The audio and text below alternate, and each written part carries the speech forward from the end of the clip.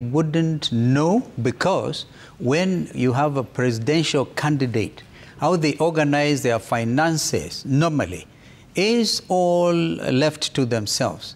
And the running mate, and I think as Gachagua might himself probably concede, yeah, when it comes to fundraising for a presidential campaign, it is different. But having said that, I actually called Dan Manzo and told him he needs to apologize to Baba, because Baba is still his party leader as of now. Okay, so that is a matter that I do not want to comment on. The point is, I don't know. But because you're here and you were on that ticket, so you're saying you don't know, or Adani was not involved? I have no idea who Adani is. I've never met him. Okay. Okay. Yeah. And he didn't fund the campaigns, or did he? I wouldn't know. How would I know? Because look at it, and this is the issue. Perhaps it is the core of what we are discussing. Yeah.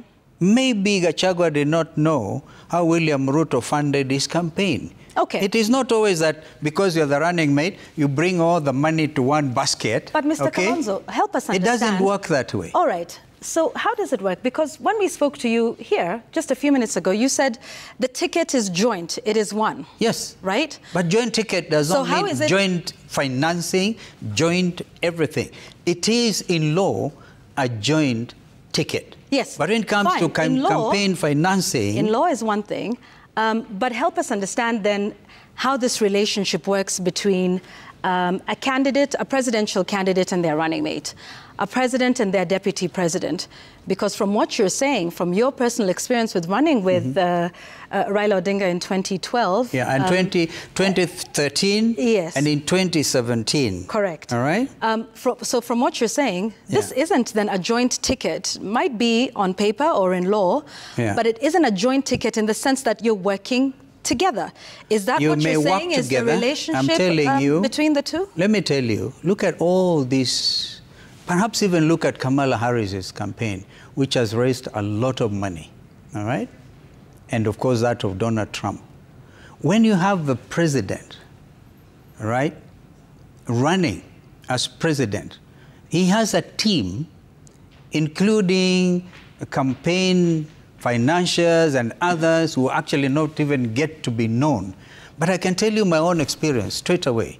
I never asked Raila Odinga, can we raise money here? How much money have you raised? I never did. Why? Because it was not appropriate. Why not? It was not appropriate. Why and maybe that is why I'm different. Okay, because let me ask. I came out supporting Raila Odinga with my own resources. Why would it not be appropriate for you? Your name is on the ticket. Yeah. You are the running mate. Yeah. If you would have won the election, you would be the deputy president. Yeah. And possibly next in line should a vacancy arise in the office of the president.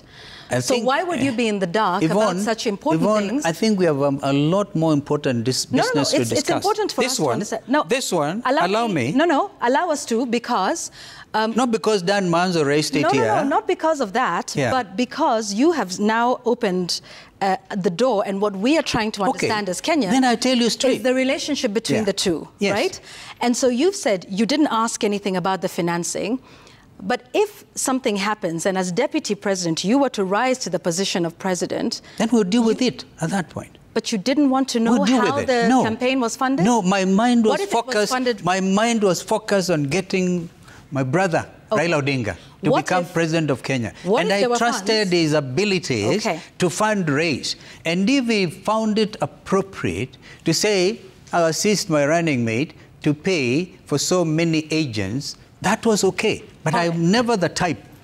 And perhaps I think it's important the country gets to know what type of people we are. And I think this is where the problem is between Gachagua and Ruto, and between Ruto and Uhuru Kenyatta. But wouldn't some say, because that is an important aspect to be able to understand the relationship. And I think we have such a long thing to cover that I don't want us to spend time on this one. Well, then let's finish it now, which is the question around if funds were from dubious sources, would you not want to know as running mate?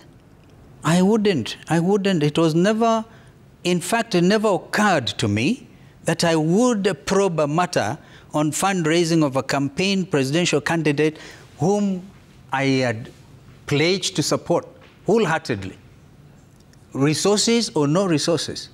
So that is the bottom line. So I want that subject. Yes, because... The important thing is I said I don't know what Danny is, right? I've heard that he's probably related to big, political leaders in his country, and that is my interest. And again, I have nothing personal against Adani. That's why I said, for example, there must be probity of what Daniel Manzo himself said. Okay. I wouldn't want him to get away with mudslinging. Right. But if he has evidence, he can also present it. Mr. Musyoka, there is also probity around the issues of campaign financing. Yeah, and therefore, I can tell you this. But the current parliament has refused to enact campaign financing law for these three simple reasons, all right? Because people want to do donkey work. They want to do money laundering. They want to do things, okay? And they know that, I tell you, when I went to Parliament in 1985, there was a law saying a member of Parliament cannot spend, if you're running for office, for election as member of Parliament, you could not spend more than 30,000 Kenya shillings. Today, how much are they donating in Harambes? 20 million in bags and things? So you say... So they will never want to regulate campaign financing. But why would they, Mr. Kalonzo Musyoka, when you yourself do not question the source of campaign funds for a ticket that you are personally on? Why would you expect that of Parliament when you yourself have just admitted here that you did not... No, it's not a matter of admission. No, but you've just said here... I tell you... Allow me to ask the question, Mr. Musyoka. You've just said here that you did not ask Mr. Raila Odinga... but that's not admission. Okay. So you did not ask... You're talking to a lawyer, by the way. That's fine.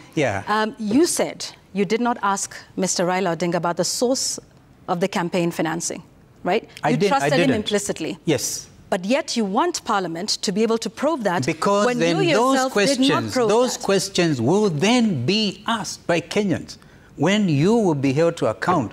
How did you fundraise? How did you spend your money? And those questions will be asked to who? Not to you as the running mate? Of course, it cannot be now. It cannot be then. We are dealing with what the law should be, not what the law is. All right? Okay. Yeah. Let us talk about then this position of Deputy President, Vice President as it existed before 2010. What's your experience? Because you ran in, first of all, you ran in 2007. Yes. And then, we all know what happened in this country following that negotiation process. Then you became vice president. And obviously becoming vice president in, rather unique circumstances where you were not, well, then we didn't necessarily have a running mate, but you were running against the person. Tell us what that experience was like as vice president and maybe your thoughts around this position, because we thought the new constitution would, bring in some sort of sanity to the position. But from what we've seen, even with former President Uhuru Kenyatta and his then deputy, William Ruto, there was trouble there, and there's trouble here now. What are your thoughts around this position and whether the constitution has helped, if at all? I think it has to do with the chemistry of leaders. You talk about the first in command and the second in command of a whole nation.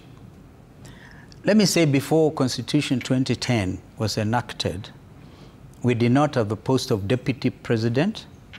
We had the vice president. Yeah.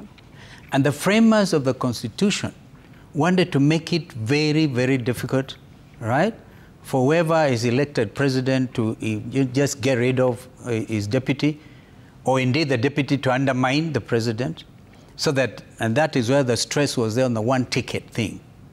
But when I became vice president, the 10th vice president, it was not because I was on the same ticket with the late President Kibaki, but it was because we had to form a coalition.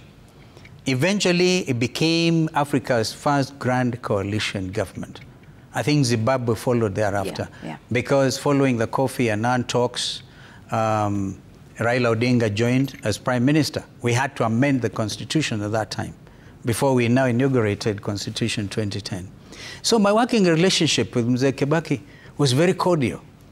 And it was out of serious respect, because the country was burning when ODM Kenya, as it then was, joined with Kibaki's PNU to form the PNU alliance. And I can tell you, the country's economy grew at some stage at nearly 7% of our GDP. Kenyans had hope. Kenyans began to see money in their pockets. And so, quite frankly, what happened thereafter is a contradiction. Because one would have expected, if you now have Constitution 2010, you have a president and a deputy on one ticket, that if they assumed office,